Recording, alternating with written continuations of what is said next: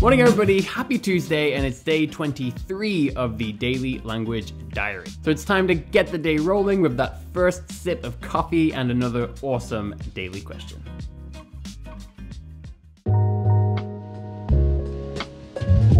So today's question comes from It's Your Boy Zion. Robin, what do you think we language enthusiasts should do when coming back to our target language after a hiatus? A lot of us get caught up with our responsibilities and have to put our language on pause. And when we come back, we feel lost or don't know how to access the same level, if that makes sense. Well, Zion, I'm here to tell you that that makes absolute sense, and it happens to all of us. In fact, if you want to see me go through this process in real time in 2 languages, you can go back and see my videos about how bad my German has gotten, how bad my Portuguese got. I'll leave links in the description and also a pinned comment. And if you scroll through the videos after that, you'll see me documenting the process of reviving my German and reviving my Portuguese, and even getting them to a slightly higher level than they had been at before. And by the way, the funny thing is that at this exact moment, I would say my German and my Portuguese have again gotten pretty rusty. So I'm actually thinking about doing another series soon where I document myself sort of reviving a language that has certainly gotten very rusty, and again,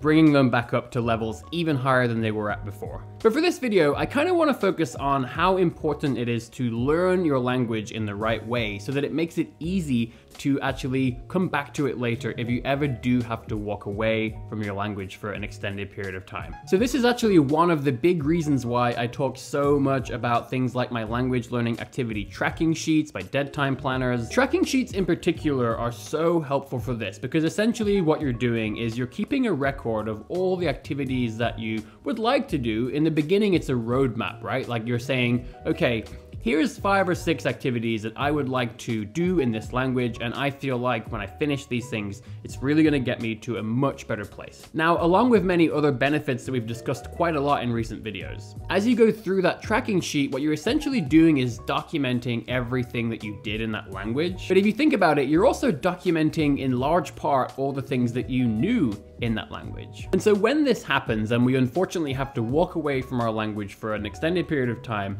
it's really helpful to be able to look at those older historical tracking sheets and to be able to see these are all the things that I did, and therefore if I were to do those things again, then that effectively allows me a very efficient and organized way to refresh most of that knowledge that I had back then. Now, I haven't spoken about this very much recently, but I also love to talk about how you should keep content catalogues. So for me, I actually pair that language activity tracking sheet with sort of any kind of organizational system. In my case, it's often just a directory on my laptop, and I also like to keep a sort of paper version of it. But what I do is I hold on and organize any and all of those resources that I use extensively in any given language. So recently I made a video all about flashcarding, and in particular a tool called Anki. And I mentioned very briefly in that video how one of the nice things about creating these sort of Anki decks or memorized decks or any sort of like flashcarding deck is that it also serves as documentation as well. You will have that deck later. So if you ever want to go back and just completely refresh your knowledge, you could just start from where you left off and you're going to have loads and loads of reviews to do, or you could just start over, clean slate. However, that's not just relevant for flashcarding decks. Personally, I have directories on my computer with anything from movies that I watched in a language, podcast episodes. I have playlists of all the songs and music that I like in each language. Of course, I keep records of the books that I read. So essentially, because of that system I have, and it's this beautiful combination of language activity tracking sheets along with these content catalogs, and they map perfectly together. You know, because I have 7 foreign languages that I've learned to speak to some degree of fluency over time. I'm learning Mandarin Chinese now, which will be my 9th one. But there are other languages that I've invested time into in the past. I've mentioned recently how at one point I was starting to get to a very, very rudimentary level of fluency in Dutch, for example. And so for me, it's just inevitable that there are going to be times when I'm not able to completely stay on top of a language, and it's going to get rusty, and I'm going to have to use these strategies to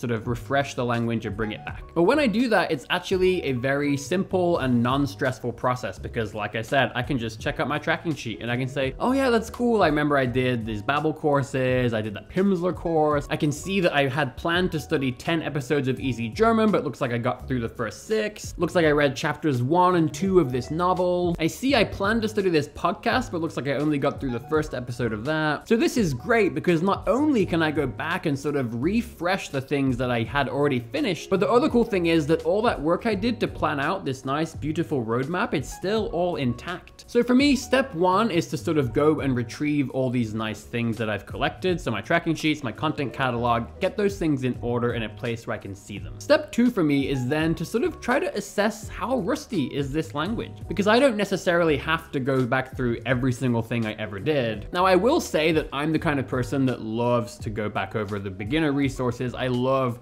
to sort of periodically refresh all the basics. And to be honest, I often get very nostalgic about being a beginner. Like, oh my God, I love thinking back to the days when I was a beginner in German or beginner in Japanese, or when I was reading my first French novels. So personally, I actually often do go back to the beginning, even if I'm just kind of skimming through. But I know lots of people don't have that sort of tolerance for doing the same thing over and over. So like I said, you could try just like speaking to yourself in the mirror for 10 minutes. You could try listening to a podcast or some music. Maybe try watching a TV show. Of course, it all really depends on your level, but what I would do is think of an activity that when you last studied the language was at a good level for you. Give it a try and then just assess, okay, I think that based on that experience, it looks like I should probably go back to this stage on my activity tracking sheet. Now, of course, there's lots of value in also doing new things because you don't want to just refresh old stuff that you already did. Like I said, I have a particularly high tolerance for that, but I know that lots of people do not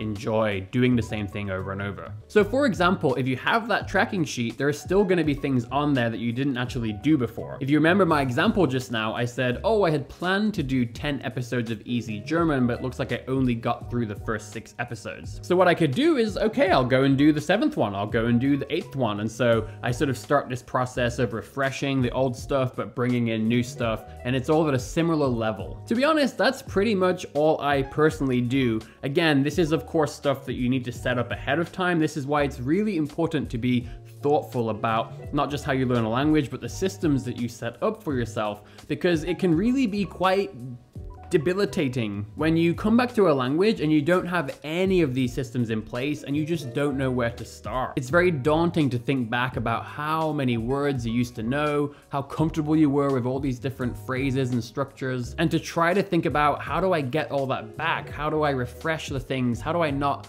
lose all those words that I learned from very specific contexts? Like I said, that can be really debilitating. And one final thought is that if anybody hasn't gone through this before, I want to give you some comforting words that, trust me, you'll be amazed at how quickly the language comes back to you. But again, I've been through this many times, including long before I had the experience to sort of design and create all these nice systems for myself. And I can tell you that the language always comes back. It will come back more quickly than you probably imagine. However, I have found that when I refresh a language that has these systems in place for myself, the knowledge comes back twice as fast. Because at least for me, the context in which I learned something is incredibly important. I find that my memories and my ability to recall things, it's deeply rooted in the context where I actually learned those things. And so that's why it's so powerful to be able to go back and sort of relearn them in the exact same context, because I find that it all just starts flooding back to me. I remember one time when I was refreshing my knowledge of a Japanese drama series I had studied really extensively. And as I was going back through and refreshing my knowledge of all the words I had learned from episode 1, I literally found myself starting to recall all sorts of words and phrases from the entire season of that drama, because sort of